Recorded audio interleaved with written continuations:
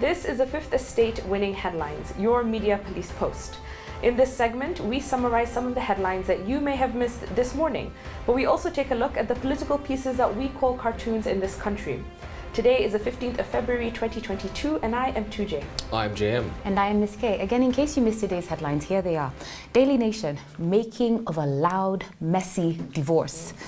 The Standard, envoys warning on free elections. The Star, doctor's blunder left my daughter blind, says Raila.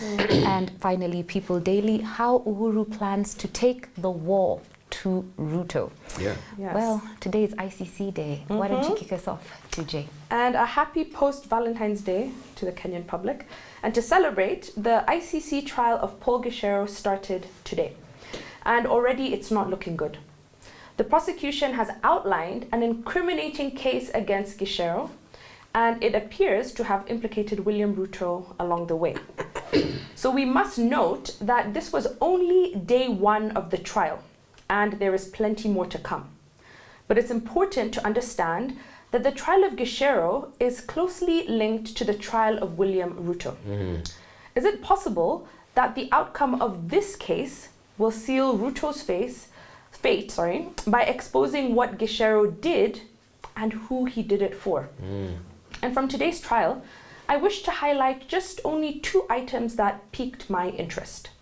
One, the question that we have posed at the Fort Hall School of Government is, what exactly does Paul GICHERU know? This is a man who was William Ruto's personal lawyer and a prominent Kikuyu in the Eldoret community. And the basis of his arrest is that he was allegedly involved in the bribery and intimidation of witnesses who were set to testify against William Ruto at The Hague. Simply put, GICHERU was identified as a man with a closet full of skeletons. And the evidence revealed today is damning. The prosecutors are in possession of bank statements, phone data, and recorded conversations that could make GICHERU look very, very guilty. Oh, yes. But this takes us to my second query. If GICHERU is accused of locating, intimidating, and bribing witnesses, who instructed him to do so? We must ask the question, cui bono? In Latin, this means who benefits. The person who benefited from these acts is the person who must have designed the plan. And so we ask, who benefited from witnesses withdrawing from the Ruto Sang case? In the opening statements by the prosecution, they outline, in this respect, a witness will say that the accused told him that he has received the task of locating ICC witnesses and giving them money, and that I had received that task from Mr. Ruto. Testimonial evidence will also show that the accused ensured that the necessary funds were made available to pay witnesses in exchange for their withdrawal or recantation. to add to this, according to the ICC prosecutors, a witness mentioned someone called the big man. The prosecutors state that this big man offered millions of shillings for a witness to withdraw from the 2013 case. And prosecutor Anton Steinberg made clear that this big man was William Ruto. So does this tell us that Ruto's goose is cooked? Remember, the trial of Jean-Pierre Bemba is our historical roadmap. But the prosecution also revealed today that the investigation into Paul GICHERU started in 2013 while the Ruto Sang case was still ongoing. So does this mean that the ICC has quietly reopened their case against Ruto while GICHERU sits at The Hague? More importantly, and this has bothered me, why is the public ignorant to these proceedings? Good question. And I will answer your question too, Jay. And I think that in our view, with regard to the Paul GICHERU case, Kenyans are suffering from a psychological effect called inattentional blindness or selective attention. So when a person has inattentional blindness, they will focus so hard on something, just one thing, that they become blind to the unexpected, even when they're staring right at this. This psychological effect was discovered by two cognitive psychologists, Daniel Simons and Christopher Chabris, in 1999 when they conducted the invisible gorilla experiment at Harvard University. So in the experiment, participants were asked to watch a video of a basketball game and count how many passes occurred between players wearing white t-shirts. The video moved at a moderate pace, and keeping track of the passes was a relatively easy task. What most people failed to notice while they were counting is that in the middle of the test, a man in a gorilla suit walked onto the court, stood in the center, faced the camera, and thumped his chest before walking off screen. The study found that 50% of the people who watched the video and counted the passes missed the gorilla. They did not see it. It was as though the gorilla was invisible. This experiment revealed two things. One, people miss a lot of what goes on around them. And two, we have no idea that we are missing so much. When we focus so strongly on one thing, like the 2022 election, we do not realize that we are missing other important details, like Paul GICHERU's case at the ICC. You see, when the ICC began investigating Paul GICHERU in 2013, RUTO said, look at me, count how many passes I make between UDA and Jubilee. And we did. We focused on RUTO and his premature campaigns for the presidency. We focused so much attention on wheelbarrows and the color yellow that we failed to notice the ICC gorilla. We failed to notice that Paul GICHERU had turned himself in, and now we have failed to notice that GICHERU's trial has started, and according to the ICC prosecutor, there is strong evidence against Paul GICHERU. Evidence that is even too sensitive to be repeated in public court session. Evidence that is also by inference against Paul GICHERU's big man, his mkubwa. All eyes are on Paul GICHERU's defense team tomorrow and in the coming weeks. What possible defense could GICHERU have? Will he say, it wasn't me? Even when there is witness testimony against him, bank records, phone records with text messages from the bank confirming transfers of money. We'll just have to wait and see. So exciting. Interesting case unfolding here. The mass hysteria around the UDA party, the fanaticism around William Ruto, in spite of his empty rhetoric, in spite of the big man syndrome we've been told about at The Hague today, it reminds me of the American .com bubble. Between 1995 and the year 2002, America experienced a massive stock market bubble and crash caused by excessive speculation of internet-related companies. And this same fate will befall UDA post-August 2022. And I say so because most UDA supporters and financiers are victims of cognitive bias right now, groupthink, and herd behavior, just like these investors in the .com era. Now, the funny thing is, according to science, there's no difference between a UDA supporter right now and a chimpanzee. But before you shoot me, let me explain. In the year 1999, some scientists did an experiment comparing the investment decisions of a group of human beings and chimpanzees. So this chimpanzee called Raven Thorogood III. And in this experiment, Raven the chimp threw darts at a list of American blue chip companies. And guess what, guys?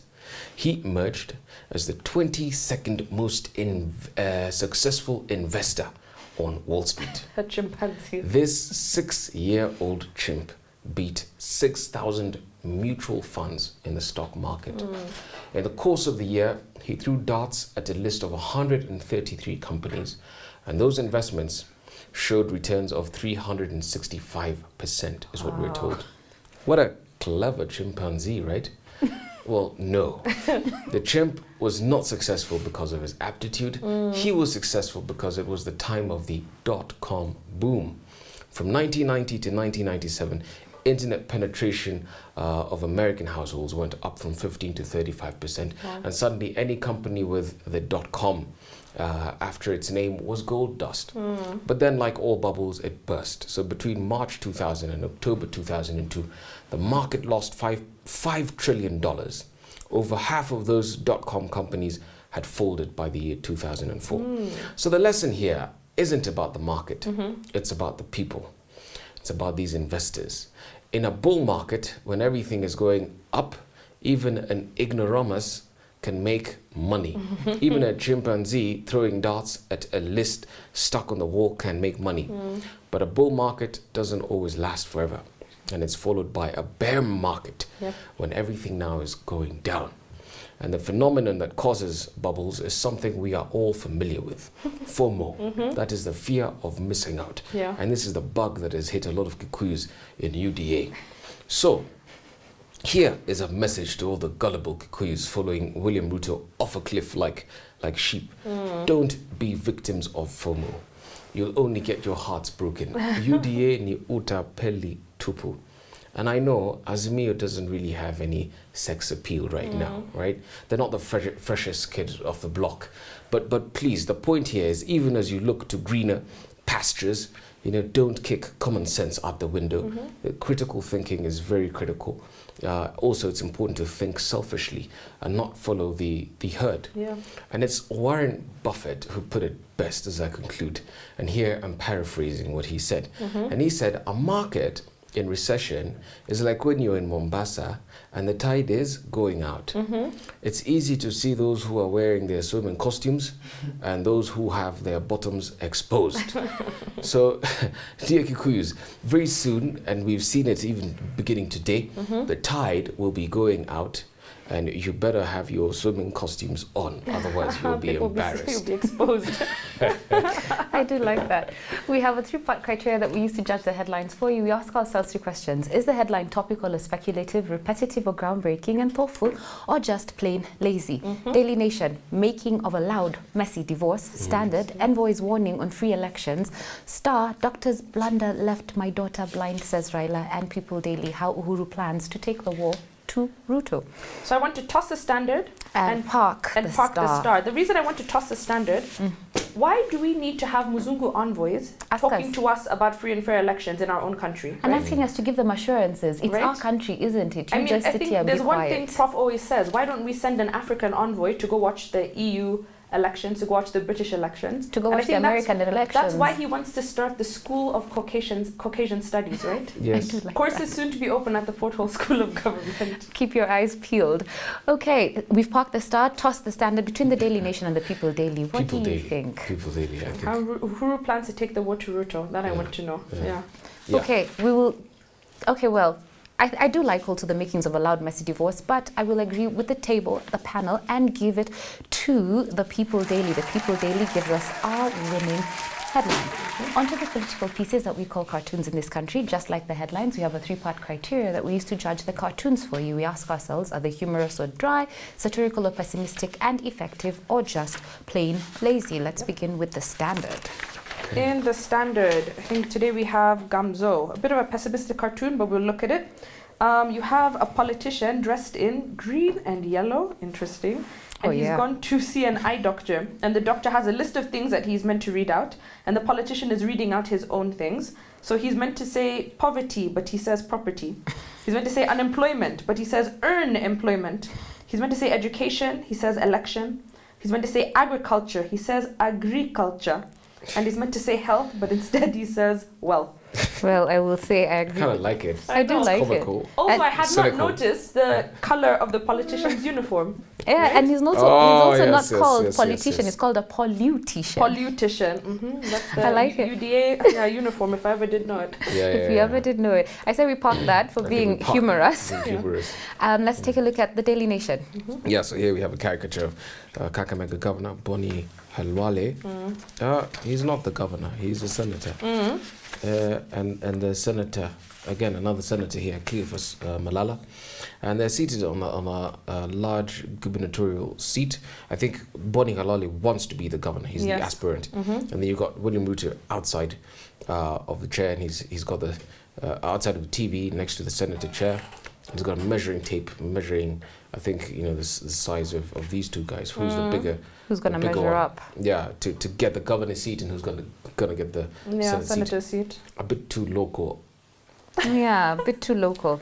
So are we tossing that? We're tossing that. Toss it happily. Just toss it happily. Let's just take the Daily Nation out of the equation. Yep. Yeah. And look at the star. In the star, we have a caricature of, I'll start with the one who's leaving, departing, a caricature of William Ruto, and he's wearing his signature colors for the politician. He's just deposited some yellow roses and I think other flowers, I don't know if they're dandelions or carnations, outside of the door of Mount Kenya. And coming in, looking past him, is a caricature of President Uhuru Kenyatta with way more gifts. Cards, chocolates. I know, I really enjoy when a guy goes all out for me. So I'm really liking President Uhuru Kenyatta's really attempt to woo Mount Kenya. And I'd like to say that the yellow flowers are a symbol of friendship. So has William Ruto friend zoned Mount Kenya? The problem is, as the president told us in the last Sagana meeting, is that William Ruto keeps coming through the back door. You know, and he knocks at the window, you know, so asking, Ajiru, you know, are you in? Can I come? Can I come? Through the back door. Instead of coming through flowers. And you know what, this cartoon is probably right, because he knocked and dashed. He didn't even wait for Gemma to open the door. Very, very sneaky. Very, very sneaky tactics here. In fact, any parent should be wary of a man that does those kinds of sneaky tactics. So I say, between the star and the standard, what do we think? Politician versus I would almost give it joint winning headline. One, it's very fitting for the moment, post Valentine's Day. Yes. And the other, I think, is also hitting at, you know, the politicianness of UDA, you know, members. Well, I agree. We have a joint winning cartoon from the Standard with politician there and the wooing of Mount Kenya. Just as a reminder, we had a winning headline from the People Daily. And I'd like to leave you with a quote. Since it is post-Valentine's Day, I'll give you a quote from Friedrich Nietzsche on love, life and politics, which I think is also relevant to anything. He says that there is always some madness in love, but there is also always some reason in madness. Don't forget to find us on your TV screens. We're paying free to air, Go TV and Star Times, and subscribe to our YouTube channel. Have a good evening.